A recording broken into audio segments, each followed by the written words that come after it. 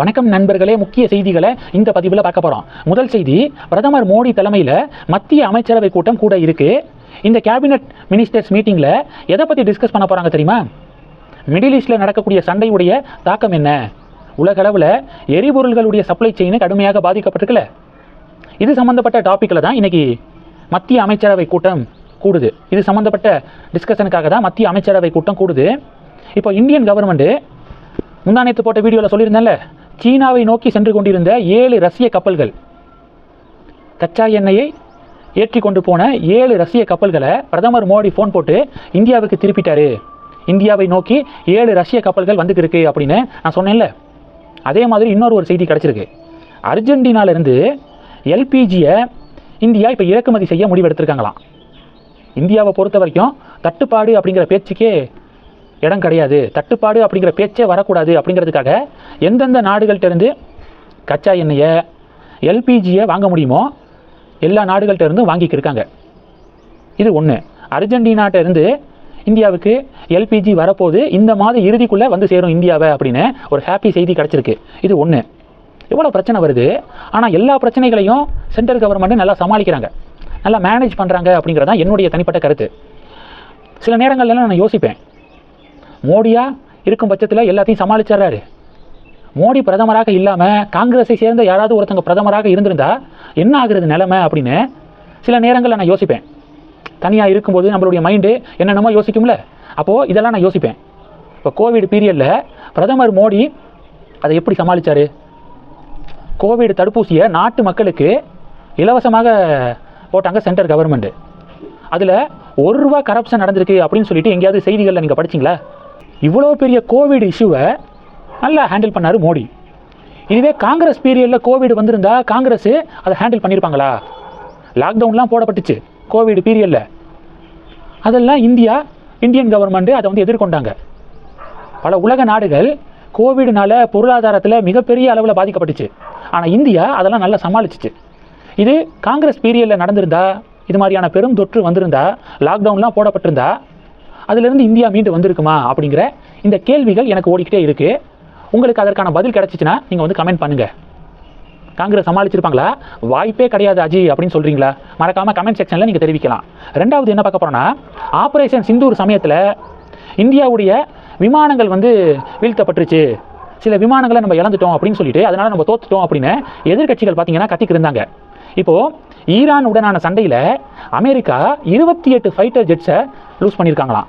28, 1 இல்லை 2 இல்லை, 28 அமெரிக்காவுடைய ஃபைட்டர் ஜெட்ஸு இப்போ வந்து வீழ்த்தப்பட்டிருக்கு. ஒரு அமெரிக்க ஊடகமும் ஒரு அமெரிக்காவில் இருக்கக்கூடிய எதிர்கட்சியை சேர்ந்தவர்கள் ஃபைட்டர் ஜெட்ஸை நம்ம இழந்துட்டோம், நம்ம தோத்துட்டோம் அப்படின்னு யாராவது அமெரிக்கா பொலிட்டீஷியன்ஸ் சொல்லி நீங்கள் பார்த்தீங்களா? எது எதுலெல்லாம் அரசியல் பண்ணணும், எது எதில் பண்ணக்கூடாது அப்படிங்கிறது இந்தியாவில் இருக்கக்கூடிய எதிர்கட்சிகளை தவிர பல உலக நாடுகளில் இருக்கக்கூடிய எதிர்கட்சிகளுக்கு நல்லா தெரியுது. இந்தியாவில் இருக்கக்கூடிய எதிர்கட்சிகளுக்கு மட்டும்தான் இது உண்மை தெரியலை.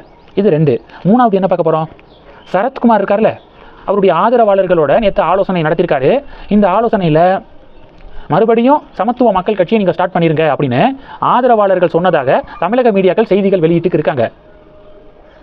பிஜேபியிலேருந்து விலக போகிறாரா சரத்குமார் அப்படின்னு சொல்லிட்டு டிபேட்டு நடக்குது. அண்ணாமலை பாஜகவுடைய மாநில தலைவராக இருந்தப்ப சரத்குமாரை பிஜேபிக்குள்ளே கொண்டு வந்தார் அண்ணாமலை.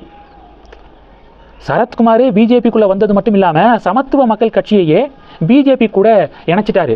சரத்குமார் தன்னுடைய கட்சியையே பிஜேபி கூட இணைச்சார். ஏன்னா சரத்குமார் பிஜேபியில் சேரும்போது தமிழக பாஜகவுடைய ஸ்கோப்பு மிகப்பெரிய அளவில் இருந்துச்சு. அண்ணாமலை வேறு லெவலில் சம்பவம் பண்ணிக்கிட்டு இருந்தார் பிஜேபியை.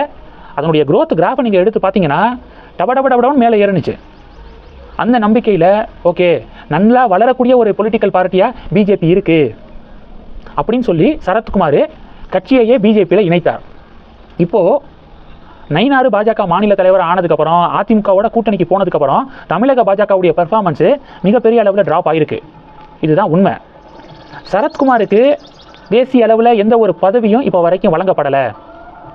அதனால் மறுபடியும் சமத்துவ மக்கள் கட்சி அப்படிங்கிறத நம்ம ரீஸ்டார்ட் பண்ணலாம் அப்படின்னு ஆதரவாளர்கள் சொன்னதாக சரத்குமார் சொல்லியிருக்காரு. நான் தேசியவாத சிந்தனை இருக்கக்கூடியவன், அதனால தான் பிஜேபியில் சேர்ந்தேன். ஆதரவாளர்களுடைய கருத்துக்களை பாஜக மேலிடத்துக்கு கொண்டு போக நான் வந்து முயற்சி பண்ணுவேன்.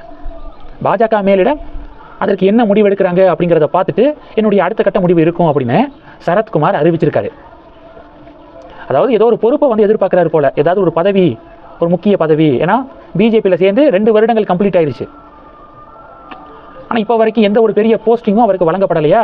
ஸோ அதில் வந்து கொஞ்சம் அதிருப்தியில் இருக்காரோ. அவருடைய ப்ரெஸ் மீட்டை பார்க்கும்போது அப்படி தான் தோணுச்சு. கஷ்டப்பட்டு அண்ணாமலை ஒவ்வொருத்தங்களையும் கட்சிக்குள்ளே கொண்டு வந்தால் அதிமுகவோட கூட்டணிக்கு போயிட்டு வந்த ஒவ்வொருத்தங்களையும் வெளியில் விட்டுக்கு இருக்காங்க என்டிஏ பாஜக.